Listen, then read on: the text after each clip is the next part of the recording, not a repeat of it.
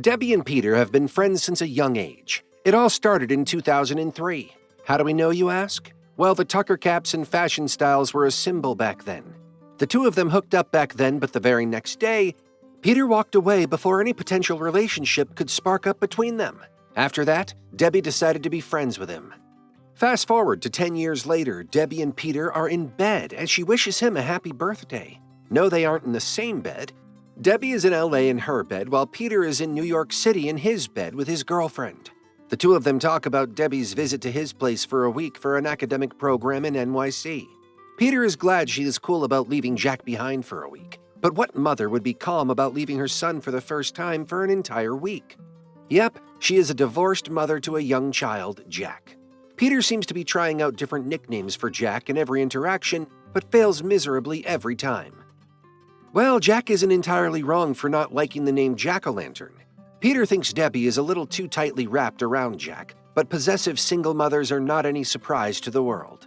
Peter's friend Becca questions how he is so invested in his best friend, which is a little suspicious. However, since Peter isn't putting much effort into this relationship, she breaks up with him. Peter and Jack leave the house casually talking to the man who is gardening in their garden at the moment. Zen is not their gardener, but let's consider this something normal too. Debbie drops Jack at school but notices that his former friend Wade isn't talking to him.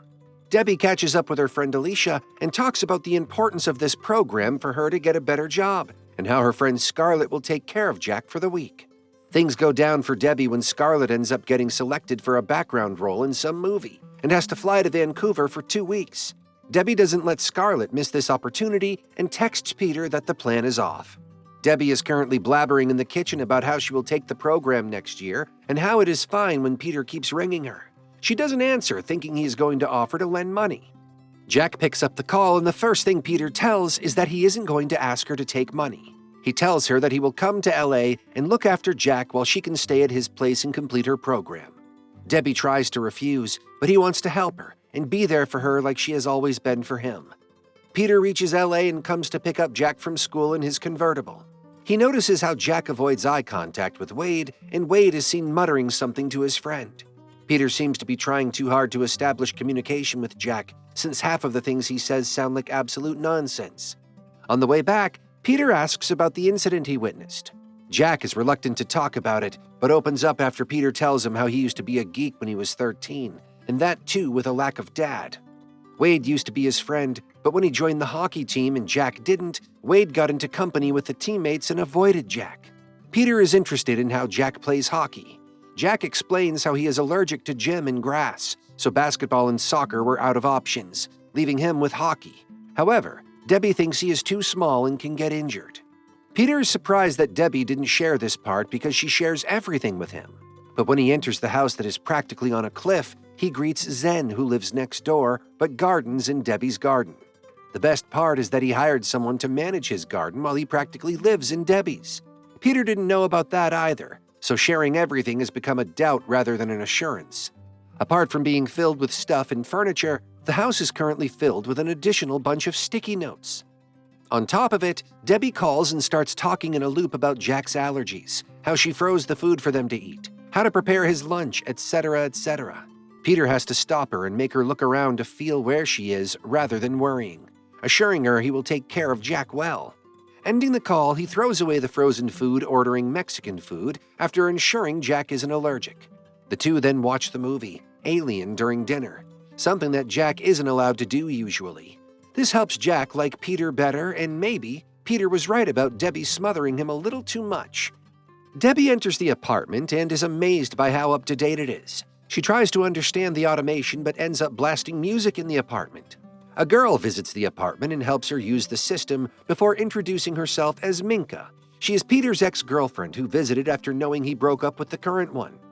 The two of them talk and Minka decides to take her to drinks the next day after her classes because she likes Debbie. While Debbie doesn't like the modernization, the expensive stuff, and the lack of stuff in the apartment, Peter, on the contrary, is amazed at how Debbie has accumulated quite everything in the house. Peter tries to make breakfast for Jack, but has a hard time because Jack is allergic to quite everything. The two of them go out for breakfast, where Peter builds up a whole narrative about bribing Jack's former friends to be friends with him again by offering them the tickets to the luxury box for the Kings match. However, Being a diplomatic businessman, he tries to replace the term bribing with incentivization. Yeah, he has a unique vocabulary. Debbie attends her classes but doesn't socialize well. Good thing she has Minka, who oddly likes her too much. Peter's plan falls in vain when the obnoxious teens use Jack's offer, but ignore him as if he doesn't even exist. Peter tries to socialize, but it doesn't help either. The two girls go to a lavish cafe. A little unfitting for Debbie, but fancy Minka is with her, so no worries.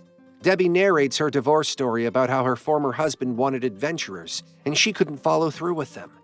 Debbie then notices one of her professors sitting with Theo Martin, the editor of Duncan Press. Since Debbie knows the professor and Theo is hot, Minka drags her to start a conversation there. Debbie turns out to have read every single book published by him, even the book whose only one copy was sold. Yep, she bought it. Theo shows interest in Debbie and exchanges contact, but Debbie doesn't catch the hint at all. Getting back at the apartment, Minka shows her amusement at how Peter writes, and Debbie aspires to be an editor.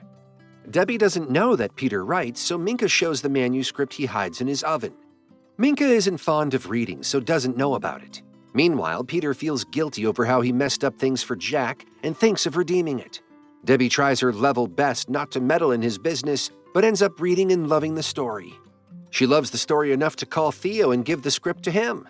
Her enthusiasm and Minka's lie that Debbie is the editor makes Theo accept the script and even agree to review it before the end of the week. Peter decides it is time for a different approach and decides to get Jack to play hockey in the team. Minka gets a call from Theo's assistant for them to visit. Turns out Theo's assistant also liked the book, making Theo review it. He wants them to talk to the author. Debbie gets nervous, but Minka encourages her that it is good for Peter. Theo agrees to discuss the next step, but over a dinner with Debbie. Meanwhile, Peter talks to the coach to let Jack try out for hockey. He looks like the proudest dad upon seeing Jack perform well on the rink. Jack is happy with Peter and shares how he'd be a great dad despite his weirdness. Feeling happy and settled, Peter offers a drink to Zen and talks to him. However, when Zen shares his potential interest in Debbie and how he is trying to be around to make her like him, Peter starts feeling troubled. It gets bad for Peter when he decides to check his apartment cameras after the troubling thoughts from Zen's words, and ends up getting his eyes scarred because Theo and Debbie are seen making out in his apartment. The poor guy ends up throwing his phone to the rack and asks Jack to call Alicia to look after him tonight with the excuse of having some solo mission. The mission was to wash the site with a few drinks. He had called a former friend, Vanessa, to drink with him. However, he fails to hook up with her like he had intended to. Coming back home, he starts ranting out to Alicia about how he tried and failed, and then proceeds to reveal how after telling her to be friends 10 years ago, Peter found himself thinking about Debbie a lot. But she had already moved toward the climber and got married to him before he could get a second chance. Alicia figures this is why he left L.A. But yeah, fear of earthquakes still seems like a solid argument to Peter. Alicia tries to convince him to take the risk and tell Debbie how he feels about her, because this is the most perfect opportunity for him. The next day, Debbie wakes up late for the exam, but still manages to reach and complete it on time.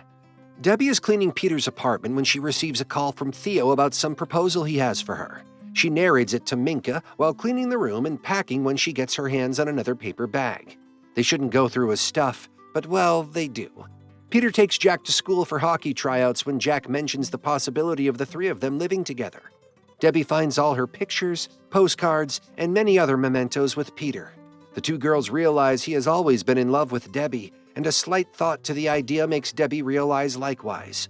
Minka encourages Debbie to take the chance and tell him how she feels. As Jack plays for his tryouts, Debbie greets Theo, who offers her a full-time editor post in another company. Debbie tells Theo how she is in love with someone else, but before they can have a proper talk, she receives a call from Peter about Jack getting hurt while playing hockey. Debbie doesn't talk much to Peter and only talks to Alicia and Jack. Jack tells her he wants to play hockey and is going to do it so she doesn't be mad at Peter, but she is still mad at Peter. She apologizes to Theo in a rush, ending things on a decent note and leaving for LA in a rush. Debbie keeps ignoring Peter's phone calls and only attends the airport where she sees Peter because she told him to leave. The two of them get into an argument about Debbie being suffocating for her son and Peter being dangerous for Jack, along with how they didn't share stuff as they thought they did. Debbie is about to let him go when she sees the poker memento he kept and rushes back, confronting him about his feelings. The two of them conveniently kiss and make up right away and go back to see Jack at home. In this happily ever after, they started living together in LA. Peter got his book published, Debbie became an editor, and Jack started playing hockey.